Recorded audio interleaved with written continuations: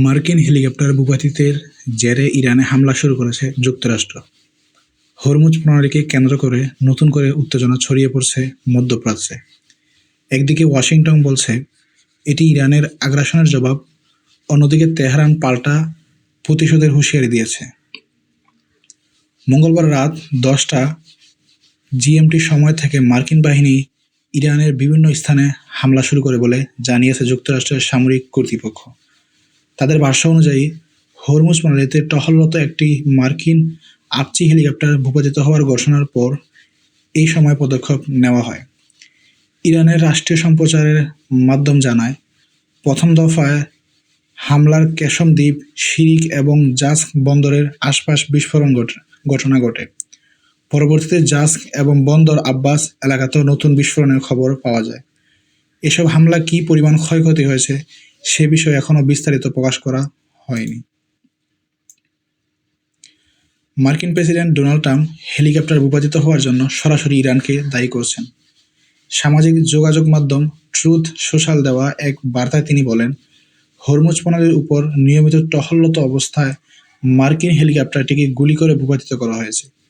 তিনি আরও বলেন, যুক্তরাষ্ট্র এই ঘটনার জবাব দিতে বাধ্য এবং হামলার প্রতিক্রিয়া অবশ্যই জানানো হবে।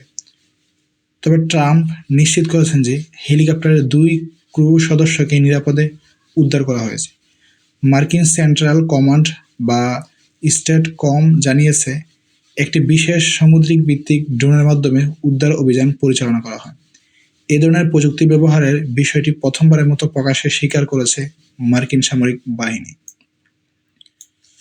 ঘটনাটির আরেকটি গুরুত্বপূর্ণ দিক হল, মার্কিন কর্মকর্তারা ধারণা করছেন যে একটি ড্রোনের মাধ্যমে হেলিকপ্টারটিকে আঘাত হানা হয়ে থাকতে পারে।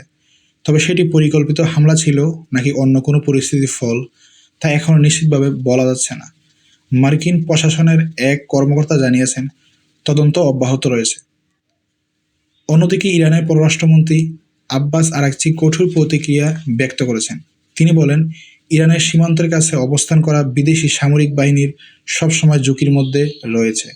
সামাজিক যোগাযোগ মাধ্যম এক্স দেওয়া এক বার্তায় তিনি সতর্ক করে বলেন, ইরানি বাহিনী কোনো হামলা বা হুমকির জবাব না দিয়ে ছাড়বে না।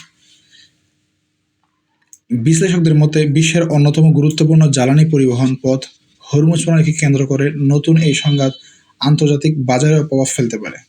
মধ্যপ্রাচ্যে দীর্ঘদিনের উত্তেজনার মধ্যে যুক্তরাষ্ট্র ও ইরানের সরাসরি সংঘর্ষের আশঙ্কা আবারও বেড়ে গেছে। পরিস্থিতি কোন দিকে গড়ায় তা এখন নির্ভর করছে উভয় পক্ষের পরবর্তী পদক্ষেপের উপর। তবে সাম্প্রতিক ঘটনাগুলি ইঙ্গিত দিচ্ছে যে অঞ্চলে নিরাপত্তা পরিস্থিতি আরও জটিল হয়ে উঠতে পারে।